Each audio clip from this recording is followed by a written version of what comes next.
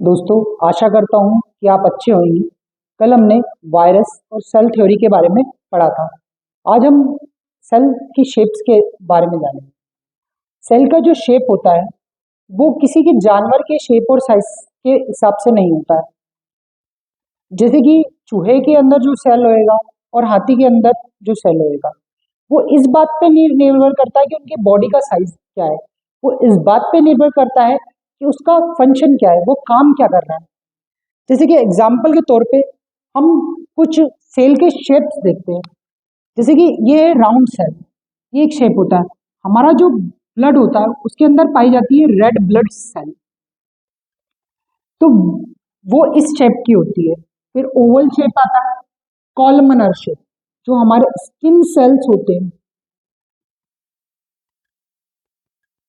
वो generally generally column के प्रकार के होते हैं, और वो स्किन सेल क्यूबाइडल भी हो सकते हैं।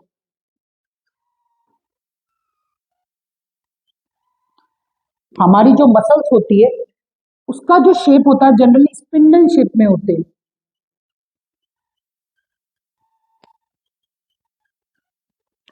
ये जो आप सेल देख रहे हैं ये एक स्पर्म सेल है। ये इसका हेड होता है और ये कहलाती है इसकी टेल। ये हमारी बोन सेल्स होती है।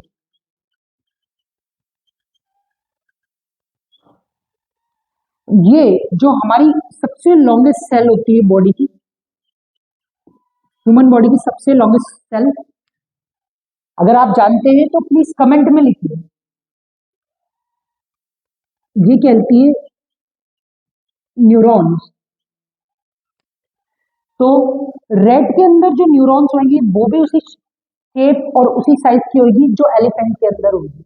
ये डिफरेंट शेल के शेप्स हैं। Round cell, oval, columnar, spindle, cuboidal. ये स्पर्म सेल का शेप है, बोन सेल का शेप है, और ये न्यूरॉन्स का शेप है। अब हम एक इंपॉर्टेंट टॉपिक की ओर बढ़ रहे हैं, जो है कि सेल को सेल के टाइप्स क्या होते हैं, किस बेसिस पे हम सेल को डिवाइड करते हैं। क्या सेल सिर्फ सेल ही होती है? नहीं, सेल के कुछ टाइप्स भी होते हैं, उनके बारे में आज जानेंगे हम।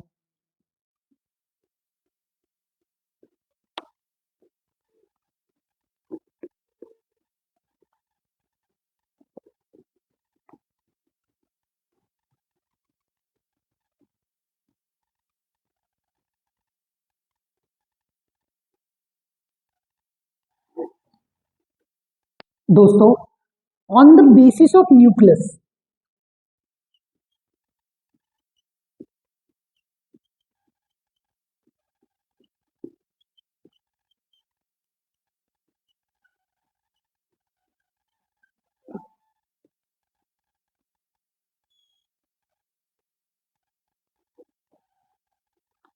On the basis of nucleus हम सेल को डिवाइड करते हैं। तो सेल दो टाइप की होती है, एक प्रोकैरियोटिक सेल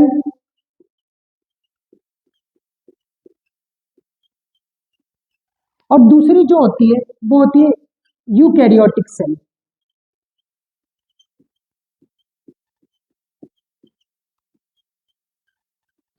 अब एक एक करके इसके बारे में जानते हैं।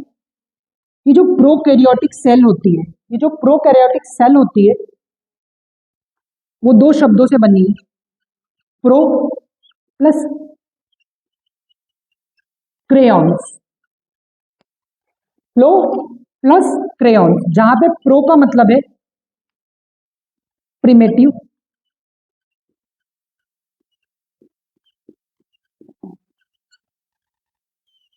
कैरियॉन्स का मतलब है न्यूक्लियस। अगर मैं प्रोकैरियोटिक सेल की स्ट्रक्चर की बात करूं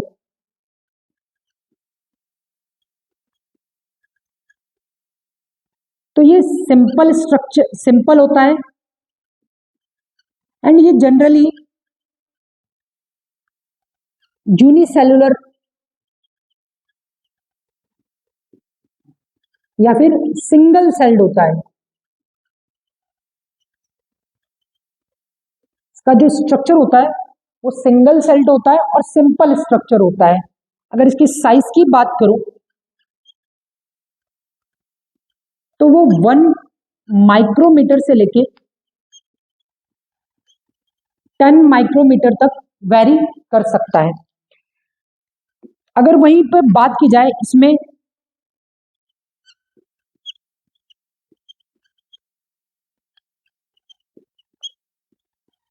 it does not contain member brain membrane bound organelles। इसके अंदर मेम्ब्रेन बाउंड ऑर्गेनल्स नहीं पाए जाते। मेम्ब्रेन बाउंड ऑर्गेनल्स मतलब एंडोप्लाज्मिक रेटिकुलम हुआ, लाइसोसोम्स हुआ, माइटोकॉन्ड्रिया हुआ, ये प्रेजेंट नहीं होता है। दूसरा, इसके अंदर जो डीएनए पाया जाता है वो सर्कुलर होता है।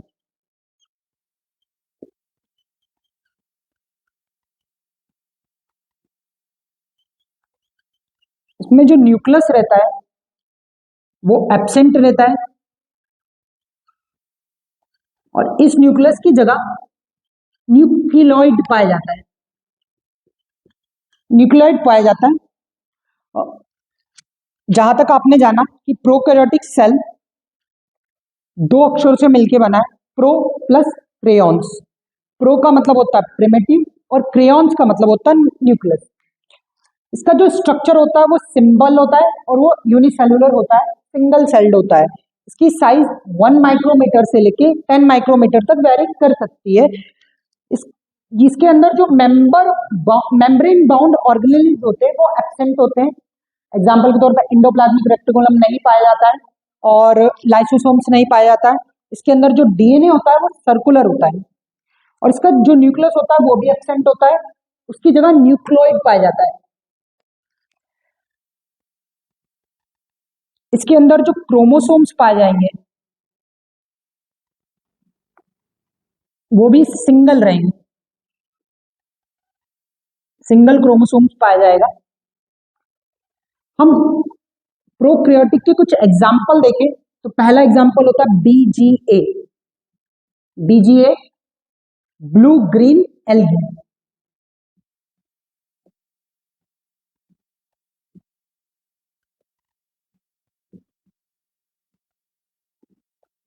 इसका जो दूसरा एग्जाम्पल है वो है माइकोप्लाज्मा, फिर साइनोबैक्टीरिया,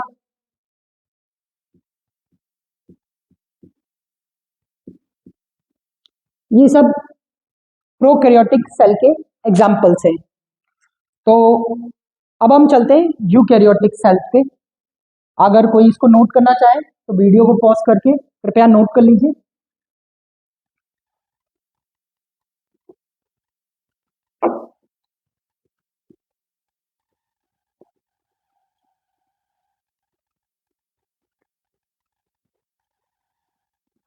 अब हम बात करेंगे यूकैरियोटिक सेल की।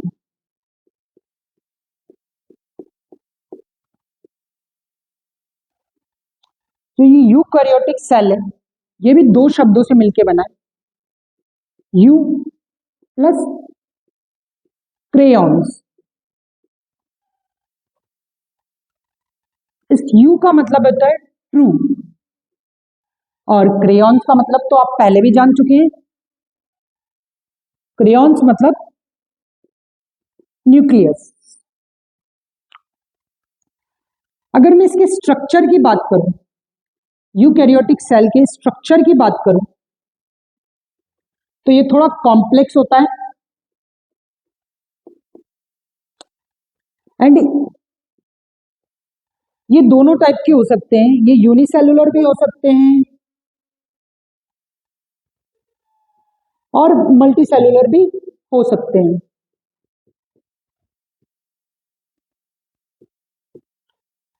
दोनों में प्रेजेंट होते हैं, यूनिसेलुलर एंड मल्टी सेलुलर।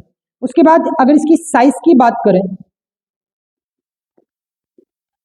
ये 10 माइक्रोमीटर से लेके 100 माइक्रोमीटर तक वेरी करता है।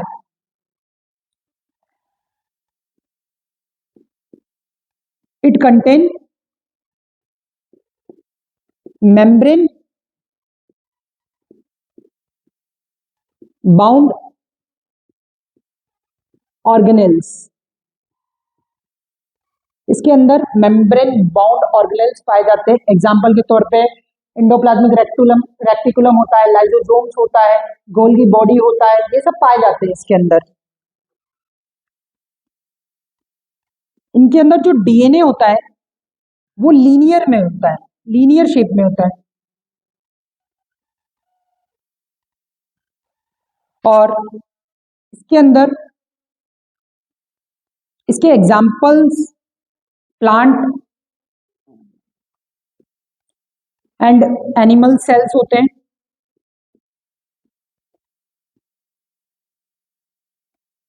इसमें एक वेल डिफाइंड न्यूक्लियस होता है, वेल डिफाइंड न्यूक्लियस प्रेजेंट होता है। न्यूक्लियस, जैसा कि मैंने आपको बताया होगा पिछले वीडियो में, आप न्यूक्लियस के बारे में जानते होंगे। Nucleus is known as control centre of whole cell. ये सारी कंट्रोल पूरे सेल की एक्टिविटीज, मेटाबॉलिक एक्टिविटी को कंट्रोल करता है। और इसके अंदर जो क्रोमोसोम्स होते हैं,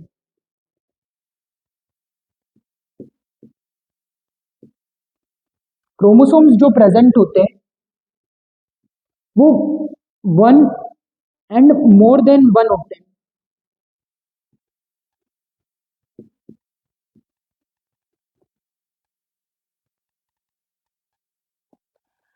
हाँ, इसमें सेल डिवीजन की जो प्रक्रिया होती है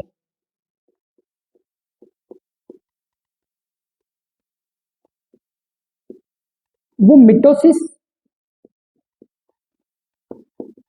एंड मायोसिस दोनों के द्वारा हो सकती है। वहीं मैं बात करूं प्रोकैरियोटिक सेल में, जो सेल डिवीजन की प्रोसेस होती है वो सिर्फ मिटोसिस द्वारा होती है, उसको नोट कर लीजिएगा। तो आपने देखा कि प्रोकैरियोटिक सेल और eukaryotic cell, prokaryotic cell evolve हुई है, उसी से यूकैरियोटिक सेल बनी है, ऐसा बोल जाता है। अब हम पढ़ेंगे कुछ कॉमन चीजें जो दोनों में होती है, वो प्रोकैरियोटिक में भी होती है एंड यूकैरियोटिक में भी होती है।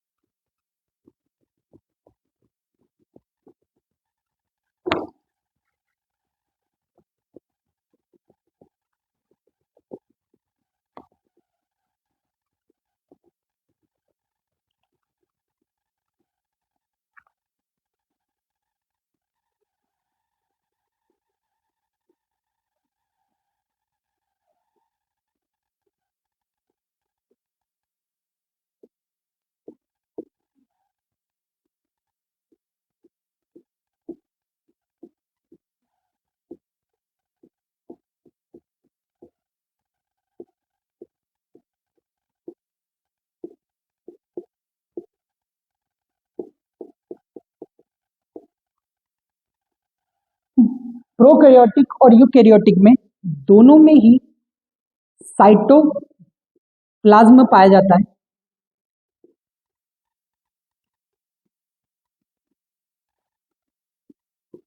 इन दोनों में ही प्लाज्मा मेम्ब्रेन या सेल मेम्ब्रेन पाई जाती है।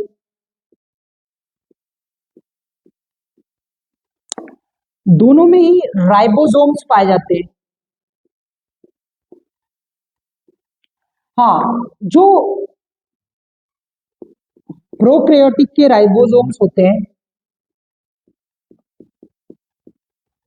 उसकी जो साइज रहती है वो स्मॉल रहती है। वहीं यूकैरियोटिक के जो राइबोसोम्स होते हैं उनकी साइज थोड़ी लार्ज रहती है। दोनों में ही डीएनए पाया जाता है। तो ये वो चार चीज है जो दोनों में ही कॉमन है। प्रोकैरियोटिक और यूकैरियोटिक सेल में दोनों में ही साइटोप्लाज्म पाया जाता है, प्लाज्मा मेम्ब्रेन या सेल मेम्ब्रेन पाई जाती है। राइबोसोम्स प्रोकैरियोटिक में भी पाए जाते हैं, यूकैरियोटिक में भी पाए जाते हैं, बस इनकी साइज का डिफरेंस होता है।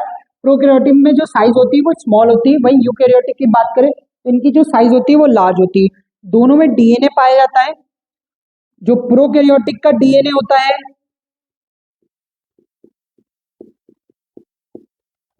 वो सर्कुलर होता है, वहीं यूकैरियोटिक का जो डीएनए होता है वो लीनियर होता है। तो आज आपने जाना प्रोकैरियोटिक एंड यूकैरियोटिक सेल में डिफरेंस, उसमें क्या चीज कॉमन होती है, सेल के शेप के बारे में। कल हम सेल ऑर्गेनेल्स और सेल में जो इंपॉर्टेंट चीज है जैसे कि cell wall, cell membrane, plasma membrane, nucleus के बारे में पढ़ना शुरू करेंगे। आई होप आपको वीडियो समझ में आई होगी, आज के टॉपिक अच्छे लगे होंगे, और please like share and subscribe the channel and show your support. Thank you very much.